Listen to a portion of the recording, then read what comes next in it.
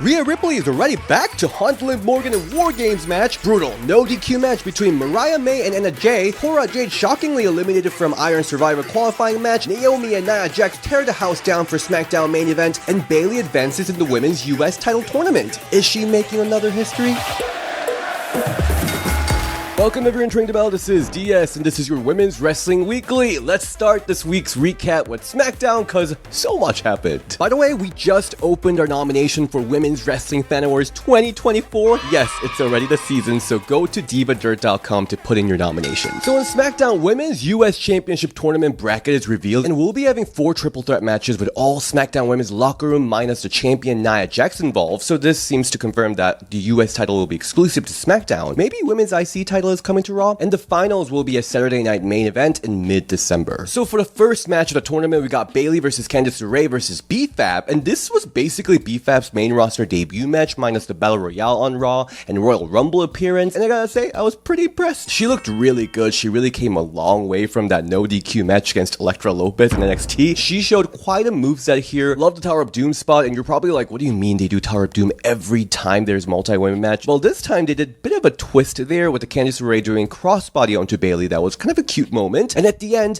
BFAB sends Candice outside with a big boot, but she misses a roundhouse kick to Bayley, letting Bayley steal a win with the roll-up. So with this, the veteran Bayley advances to the next round. The real winner here, I think, is BFAB. She really opened my eyes with the amount of different moves that she showed here. Poor Candice, though. I really thought she could win this whole tournament, but here we are. At least she's going to be involved with Survivor Series. This was fun. I'm satisfied. By the way, I personally would prefer if Bayley doesn't win this whole thing, because you know, she's already had so much opportunity. Post-match, Chelsea and Piper come to mock BFAB, calling her B-Flop. Love all these nicknames. And Michin comes in with the kendo stick to have BFAB's back. And you know what? BFAB and Michin tag team, that would be kind of badass. Then the main event time, WWE Women's Champion Nia Jax versus Naomi for the championship. And before the match backstage, Bayley was cheering Naomi up, who looked amazing with this really cute smile gear, the hair matching, everything. She then warns Naomi to be aware of Io because she's the nastiest she's ever met. Do not trust her. She's a ugly only for Bianca to come in like, girl, what? And Bianca and Jade say they got Naomi's back tonight, telling Bayley to shoe off. It's ironic in two folds because first of all, Bianca and Jade got dragged by Liv and Raquel backstage later during this match after doing all this to Bayley. And second, this dynamic is so interesting to me with Bayley, Bianca, and Io. So the fact that she won't be involved in the WarGames match for the storyline gold heading into WarGames is such a missed opportunity. Anyway, the match was incredible. Nia and Naomi can really work each other. Love how Nia blocked Naomi's momentum early in the match over and over again, overpowering her. Love Naomi's springboard pedigree followed by the dive, and the powerbomb into Code Red reversal was a gag. Then we have Tiffany come out to attack Naomi,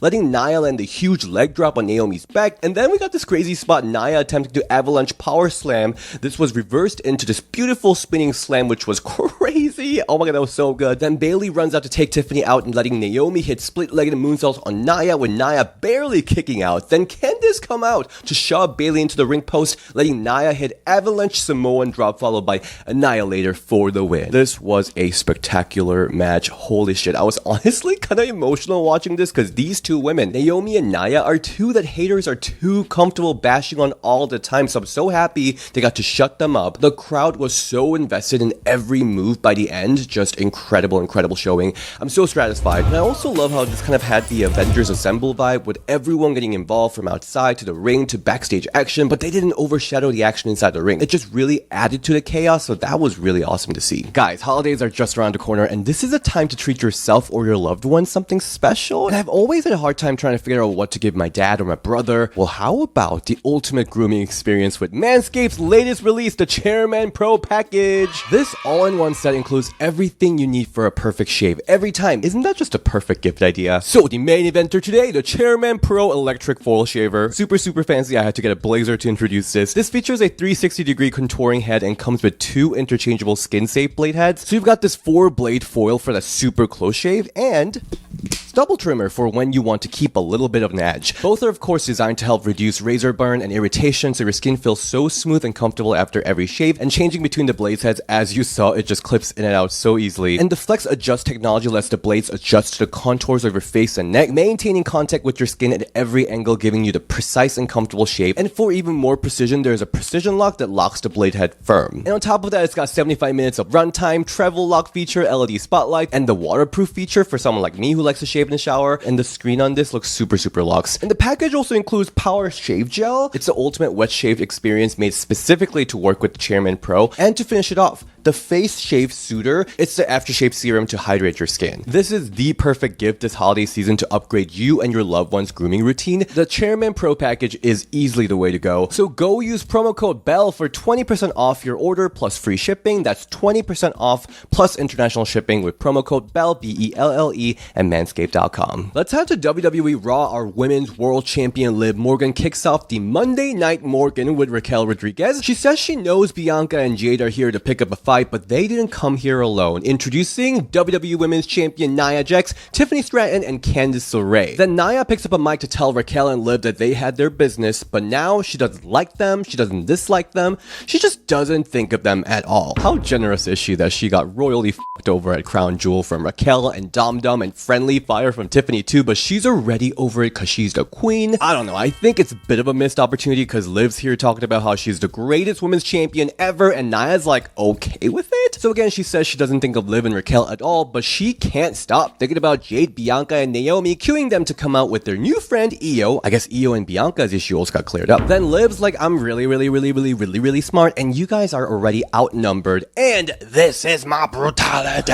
Mommy Rhea Ripley is back with the face protector, giving a little bit of a Trish Stratus. Yeah, so after that legitimate injury news that we all saw, we all thought she'd be out for a while. We were thinking maybe Rumble or Mania season return, but she's back here for WarGames already, and she comes in screaming, WarGames! Headbutting Liv, starting a huge brawl, and we end this segment with Io's beautiful moonsault and babyfaces standing tall in the ring. I mean, obviously, it's great news that Rhea's injury wasn't as bad as we thought, and I love Rhea so much, but I guess I was honestly okay taking a bit of a break with Rhea and Liv's storyline, because we were really hitting the same storyline note for a while of Rhea Ripley is so strong, but oh no, Liv pulled a dirty win with XYZ's help, retaining the title, and repeat the same formula over and over again for months. And with Io being the new #1 contender, which we're getting absolutely zero interaction between Io and Liv, by the way, I was kinda ready to see something new. Rhea getting in this WarGames match and probably brutalizing Liv will fit into the same formula we've seen before, so hopefully they shake things up significantly. Maybe the new #1 contender Io telling Rhea to go back to the line could be that. Then we'll see Rhea defeat Io, I guess. And like I said, Bayley being in the team poses so much more intricacy for the team dynamic, but I digress. That said, Rhea and Liv are actually the only one with the legitimate beef to want to go into a war game, this brutal match. Others are like, their feud is not that serious, calm down. I wish in coming weeks we'll get to flush out a bit more of storyline and dynamic between the team members, like the two champions being in the same team, and Rhea also being in a team who monopolized the division herself for quite a while too, so fingers crossed the WWE creative team will do that, because the lineup honestly is top tier. Then we got Zelina and Rey Mysterio versus Chad Gable and Ivy Nile match. The standout moment has to be when Rey catapults Zelina onto Chad for the top rope hurricanrana. That was really awesome, and Rey picks up a win for the team with 619. I wish Zelina and Ivy played a bigger role in the storyline in general, but the match was cute.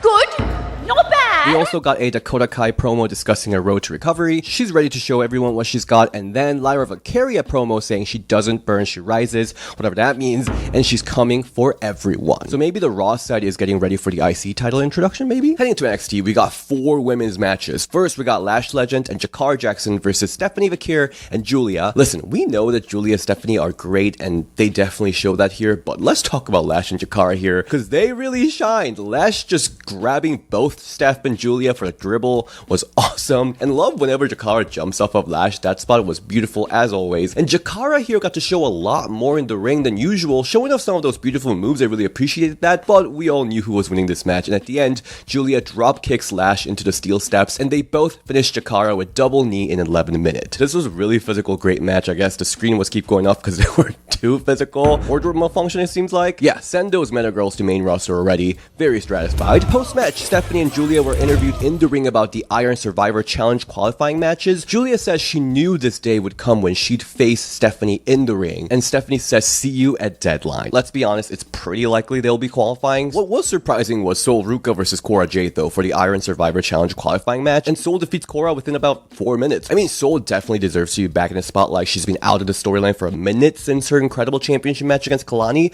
but Cora just came back from the injury and has been involved with all these big guns lately, so this was a bit of a shocker. I guess this kind of cements her as Roxanne's sidekick for now. This match was fun though, wish it was a little bit longer.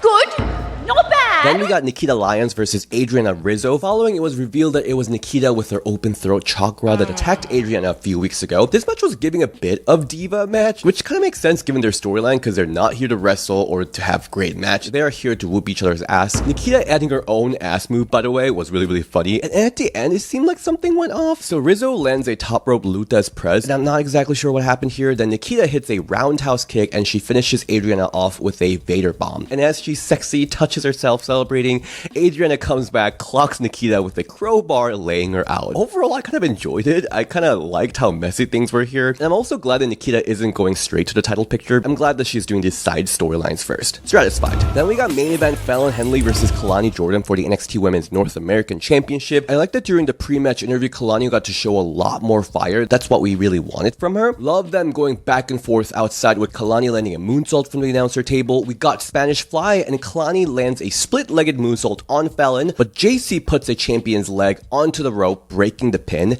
and pissed off Kalani baseball dropkicks JC and super kicks Jasmine Nix to take care of Fatal Influence, but the numbers game ultimately catches Kalani as JC cheap shots Kalani, letting Fallon hit Famouser for the win, retaining the title. The timing of everything happening at the end was like so clean. That was so satisfying to watch. It was just a perfection there. That was a good match. I'm satisfied. I wish they had a little bit more time. I'm also really happy that we're seeing a lot more personality from Kalani because I think we really needed this. Fatal Influence also is working really well as a team, and that was evident here in this match. Heading to AEW, we had a return of DMD Britt Baker for a match against Penelope Ford, where Ford applies her finisher Muda Lock submission, but Britt counters it with Lockjaw, just grabbing her jaw really aggressively. The submission to tap Ford out. Penelope's face was really funny here. I don't know, I was kind of sad watching this match overall because Penelope ate another loss since her return, and her feud with Jamie Hayter seems like it's done. It was really short-lived. And Britt, she's been gone for like 3 months since she lost to Mercedes at All In a rather disappointing match. That plus the whole backstage gossip, and you can see her star power has really gone down. Throughout the match, she had the multiple DMD spot, and the fans' reaction just wasn't really there, and she was keep doing it. I'm like, okay, the persistency is great. And post-match, Serena Deeb comes out in a Candice Michelle bodysuit with a flag, and Britt's like, nobody cares. Nobody cares.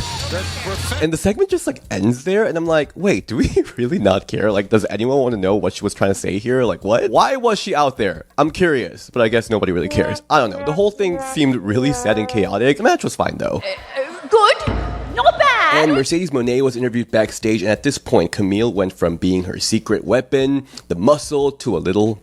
She literally became a joke, like literally. Pick that up now. Go put that in the locker room. How is Camille gonna bounce back from this? This better pay off with her being the next big program for Mercedes, right? Either way, I think she's doing her best with this new Gretchen Wiener role. And from last week's failed murder attempt and getting attacked by Statlander, she has an arm sling. And we see Statlander just glaring at Mercedes from the back. She then attacks both Camille and Mercedes, spearing them both through a wall. The wall was broken. That was really cool visual. Yeah, I am here for it. This was awesome. This is the feud that Mercedes deserved from the start. Then we have Jamie Hayter interview where she talks about what's next for her, and she says she's gonna come for one thing, and before she even says what it is, screen turns black and we see this mysterious Julia Hart promo. It's a series of promo that's been airing since last week. She got a phone call telling her it's time to come home. Julia Hart is coming back in her dark witch whatever form. These promo videos look really awesome, production to the T. Like, you can tell when AEW cares about the character, they go all the way. Really excited to have Julia back.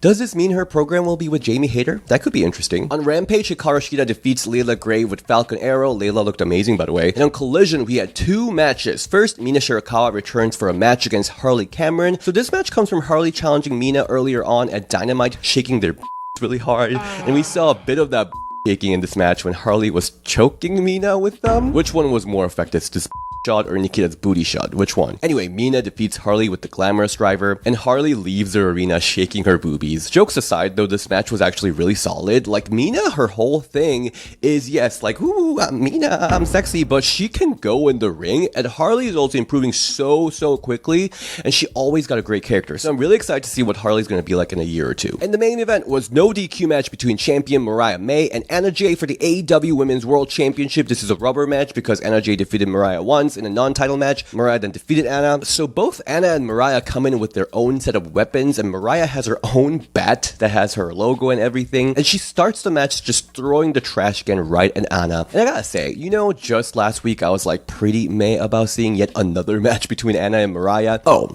Anna was on fire here. She was just going around throwing Mariah around, smashing her with the production monitor, brutal chair shot. Okay, I'm here for it. I'm here for it. This is what I'm talking about. She's showing so much aggression and fire. I loved it. Mariah is just so good, as you know. I'm loving that she's bringing back that slice of ruthlessness from that Toni Storm segment that shocked the world with this match. And the action was just brutal here. Gory bomb into the ladder, power bomb through the table, superplex into the guardrail. I haven't seen that before. Then Anna Jay pulls out this barbed wire and she puts it around her arm to put Mariah in Queenslayer, famous spot that we saw from Anna a couple years ago. Then, pourquoi? Mariah channeled her inner Maurice again, hairspraying Anna right into her face, and finishes Anna with a Storm Zero into a chair, retaining her title. Again, I apologize for complaining last week because I loved this match. Anna, I'm sorry. Anna really seems to thrive in these no DQ settings where she can just show her killer instinct. I really hope she can show more of that in her regular matches too. And Mariah is proving again she's a worthy champion. I definitely noticed that there were so many weapons all around the ring, scattered everywhere, and she was so precise with the placement of every moves. And what really stands out about Mariah is that she's so good at gagging the audience with how lovely she looks, but showing how far she can go with the brutality. That's very special to Mariah, so I really hope she keeps it. I'm satisfied. By the way, Taya and Diana de Vendetta were watching this match very closely from backstage. It was kind of funny to see Taya getting so dramatic during the match though. So earlier during Dynamite, she offered their service to Anna, telling her that they can be her extra insurance and they take cash. But Anna rejected this, so I don't know if this is going to be the next feud for Anna. I would love to see Anna join the mob,